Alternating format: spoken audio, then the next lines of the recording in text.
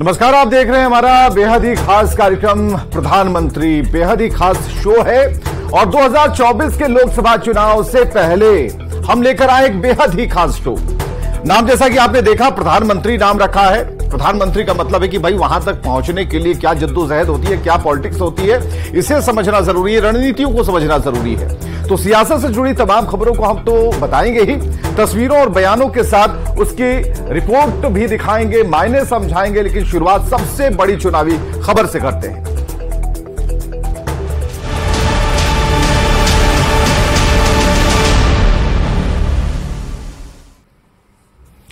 बिहार में जाति पर छिड़ी बहस को लेकर मुख्यमंत्री नीतीश कुमार ने खुलकर अपनी बात सामने रख दी है। सीएम ने कहा है कि सभी की राय लेकर सरकार आगे का काम करेगी, पर विरोधी दलों के नेता सरकार की मंशा पर सवाल खड़े कर रहे हैं। बीजेपी के साथ आरएलजेडी प्रमुख उपेंद्र कुशवाहा ने कास्ट सेंसस की प्रक्रिया को लेकर सरकार पर हमला कर दिया। सियासी तस्वीर में पहले जाति पर छिड़े घमासान की करते हैं बात।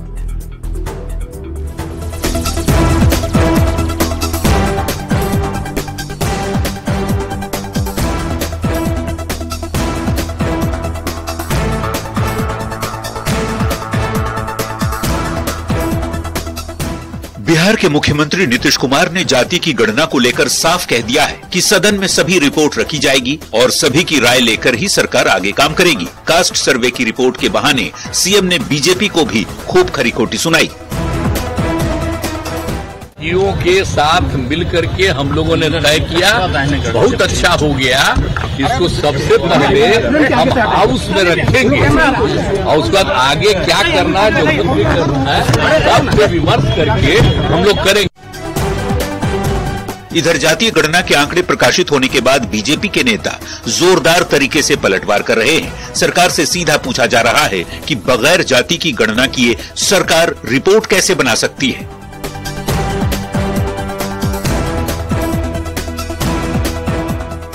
तो मोटे मोटे तौर पर कहीं न कहीं ये जो गणना हुआ है इसमें राजनीति की बू आ रही है और हाशिए पर रखने के लिए पिछड़ा में भी जो समाज के कई ऐसे तबके हैं इनको हाशिए पर रखने के लिए, आउट करने के लिए ये खेल गेम चल रहा है। ये जाति गणना जनगणना जनता को धोखा देने की बात है। हम लोग जाति जनगणना के पक्ष में थे, हैं, रहेंगे, लेकिन हम जाति जनगणना से क्या निकालना चाहते हैं? हम जातियों में विद्वेष फैलाना चाहते हैं, हम जातियों को जाति से लड़ाना चाहते हैं। बीजेपी के नेता सरकार पर सवाल खड़े कर रहे हैं तो उपेंद्र कुशवाहा भी कास्ट सेंसस में गड़बड़ी किए जाने की बात कहकर सरकार पर निशाना साध रहे हैं। जनसुराज के संयोजक प्रशांत किशोर भी कहते हैं कि कास्ट सर्वे का चुनावी नतीजों पर कोई भी असर नहीं पड़ने वाला। लोग स्वतः आक्रोशित हैं सरकार ने जो जातीय आंकड़ा जारी किया है उसको देख करके, और उसके पीछे कारण है कि कई जात के लोग जो कमजोर वर्ग के लोग हैं खास करके, उनके मन में आशंका है कि उनकी संख्या को कम करके बताया गया है। कौन बैठा है सत्ता में, किसको भागीदारी देनी है? भाई सत्ता में पिछले 32 वर्ष से लालू जी और नीतीश जी बैठे हैं, तो अगर किसी वर्ग को भागीदारी नहीं मिली तब तो वो खुद स्वीकार कर रहे हैं कि वो हक इन दोनों लोगों ने ही मारा है। सरकार को खुली चुनौती दी जा रही है। कास्ट सर्वे की रिपोर्ट में खामियां गिनाई जा रही हैं, तो वहीं सरकार को घेरने की कवायद के बीच बिहार में जाति की बात घूम फिर कर सियासत के केंद्र में ही आती है। जाहिर है लोकसभा चुनाव से पहले बिहार में फिर से कास्ट सर्वे की ही बात पॉलिटिक्स की आंच को तेज कर रही है। Bureau report, news 18। इधर जेपी की जयंती पर हुए राजकीय समारोह में पहुंचे सीएम नीतीश कुमार ने बीजेपी प्रदेश अध्यक्ष सम्राट चौधरी पर जमकर निशाना साधा, जिसमें सम्राट चौधरी ने भी पलटवार किया है। सम्राट पर पूछे गए सवाल पर नीतीश कुमार भड़क गए। जेपी की जयंती थी, मौका जेपी को याद करने का था, लेकिन बहस व्यक्तिगत हो गई और फिर नेताओं ने एक दूसरे पर इतने कीचड़ उछाले कि सियासत ही शर्मसार हो गई। हुआ यूं कि सीएम नीतीश कुमार जेपी को श्रद्धांजलि देने राजकीय समारोह में पहुंचे थे, लेकिन जैसे ही बीजेपी के प्रदेश अध्यक्ष सम्राट चौधरी पर सवाल हुआ, सीएम नीतीश भड़क गए। सीएम ने कहा, किसकी बात कह रहे हैं, उसको कोई सेंस नहीं है, अंड बंड बोलता रहता है, उसके बाप को मैंने इज्जत दी। इसका कोई मतलब है? जिसका आप नाम ले रहे हैं वो कोई साधारण है? अरे तो हम क्या करें? उसके बाप को इज्जत कौन दिया? हमने दिए ना। और उसका उम्रवा कम था तो उसको कौन बना दिए? एमएलए मंत्री इसके पिताजी बना दिए। और उसके तो उनको छोड़ करके आया, हम उसको मंत्री कहाँ बना दिए? और उसको छोड़ करके गया तो आज गया है, रोज पार्टी बदला। उसका कोई मतलब है? कोई पार्टी बचा है? कोई पार्टी नहीं, उसका कोई सेंस नहीं है। उसकी बात क्यों करते हैं? उस चक्कर में है कि अंड बंड बोलेंगे, उसका कोई मतलब है? सीएम नीतीश की तरफ से बाप शब्द का प्रयोग करने पर सम्राट चौधरी भड़क गए। सम्राट ने बाप शब्द का जवाब बाप शब्द से ही दिया और नीतीश कुमार के पिता को फर्जी समाजवादी बता डाला। नीतीश कुमार जी का मेमोरी लॉस हो गया, ये मैं बार बार कह चुका हूं। नीतीश कुमार जी, आपको मैं बता दूं, मेरे पिताजी तीनों युद्ध लड़े। जब आप हाफ पैंट पहनते होंगे ना, तो मेरे पिताजी इस देश के लिए लड़ रहे थे और मुझे गर्व है अपने पिता पर।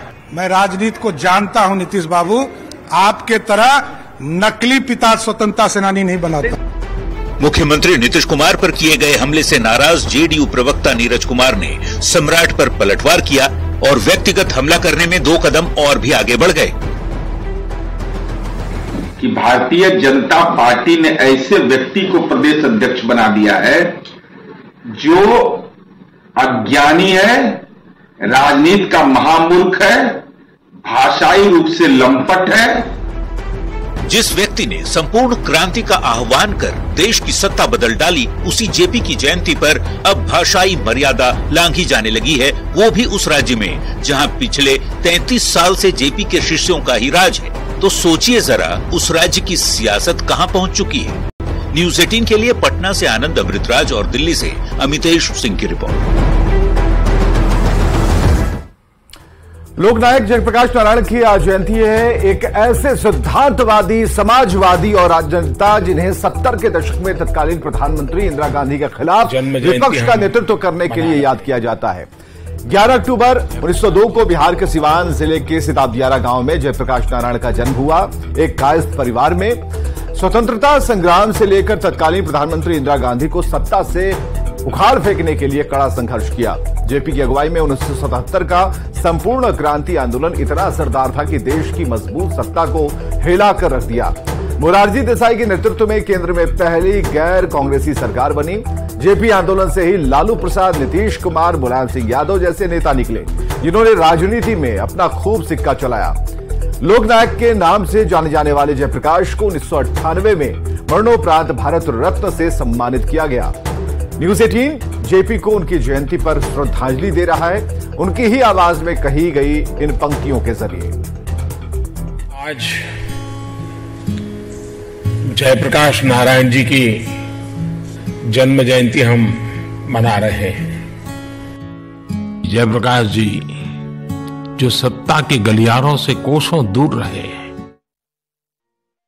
जनता को ऐसी ताकत कैसे मिले कि अपने पैरों पर जनता खड़ी हो और पैरों पर खड़ी होके उसके सामने जो मुश्किलात हैं उनसे वो जूझे, उनसे वो लड़े, उनका हल करे, मिलकर आपस में इकट्ठा होकर ये शक्ति हो, ये ताकत हो और गांव-गांव में हो तो फिर हुकूमत तो दौड़ के आवे उनकी खिदमत के लिए, उनकी बात सुनने के लिए।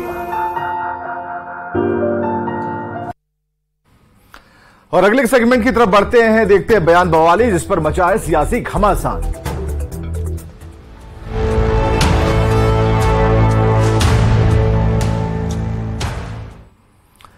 जातीय गणना को लेकर चल रही बिहार में सियासत के बीच केंद्रीय गृह राज्य मंत्री नित्यानंद राय ने लालू प्रसाद और महागठबंधन पर जमकर हमला किया। उन्होंने कहा कि लालू प्रसाद को पिछड़े, दलितों और गरीबों से कोई मतलब नहीं, उन्हें मतलब है तो सिर्फ अपने परिवार से।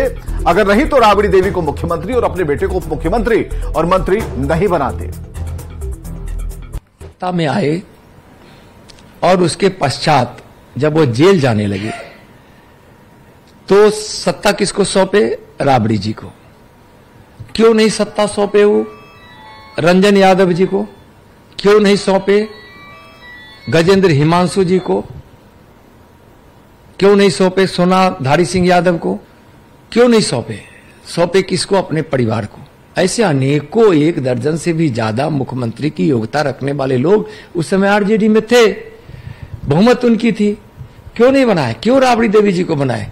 इसका मतलब है कि न वो जाति की राजनीति करते हैं, न समाज की राजनीति करते हैं, न पिछड़ों की राजनीति करते हैं, न अति पिछड़ों की राजनीति करते हैं, सिर्फ और सिर्फ अपने परिवार की राजनीति करते हैं।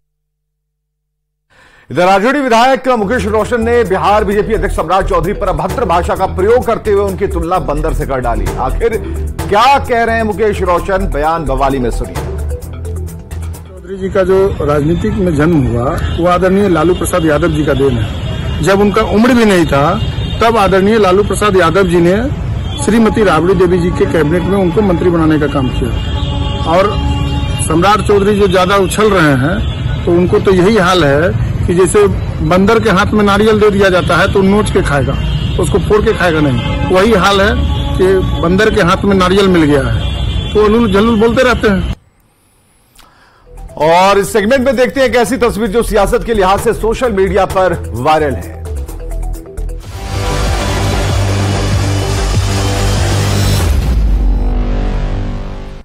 तो चुनावी वायरल में सबसे पहले तस्वीर समाजवादी पार्टी के मुखिया अखिलेश यादव की, जिन्होंने लोक नायक जयप्रकाश नारायण की जयंती के मौके पर गेट फांदकर मूर्ति पर फूलों की माला चढ़ाई। दरअसल अखिलेश यादव को माल्यार्पण करने की इजाजत प्रशासन की ओर से नहीं मिली थी और ऐसे में वे जबरदस्ती गेट फांदकर मूर्ति पर माला चढ़ाने चढ़ गए।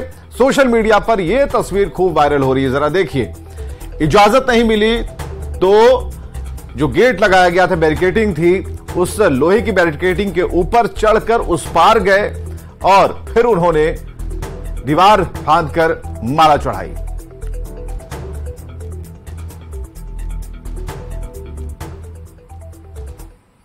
और अब देखते हैं 24 खबरें।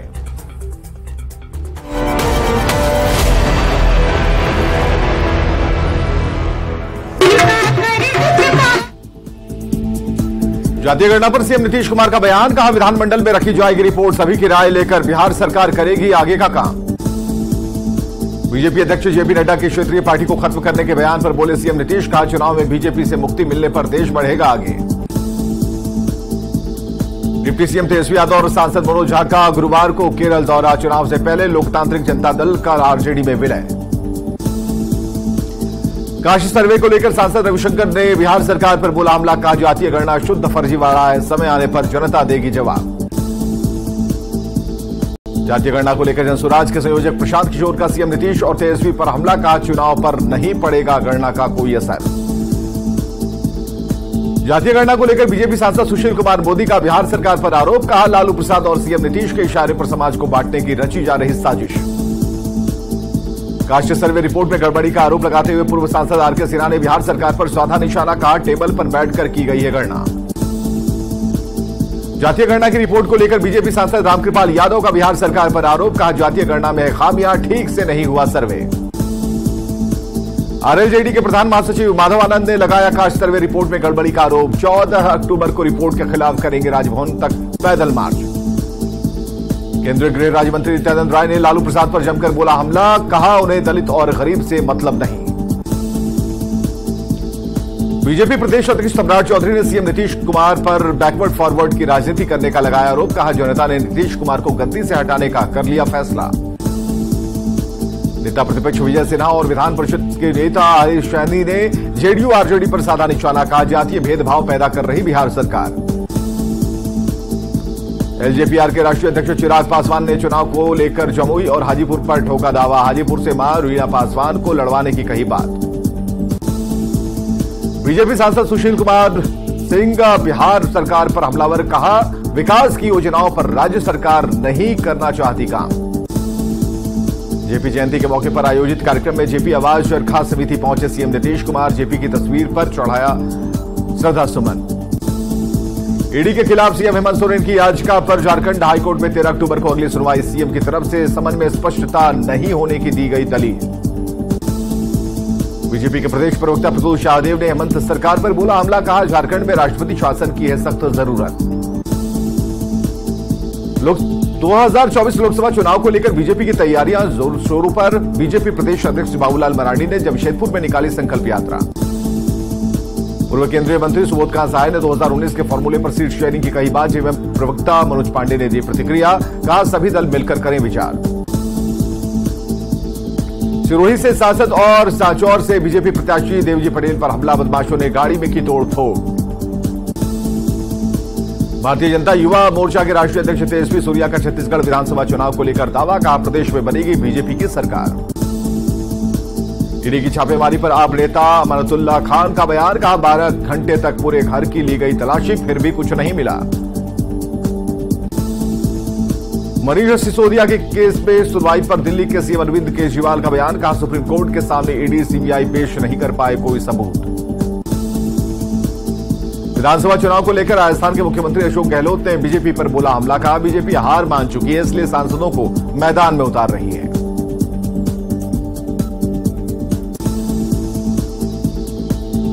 और खबरें लगातार जारी हैं, आप बने रहें हमारे साथ।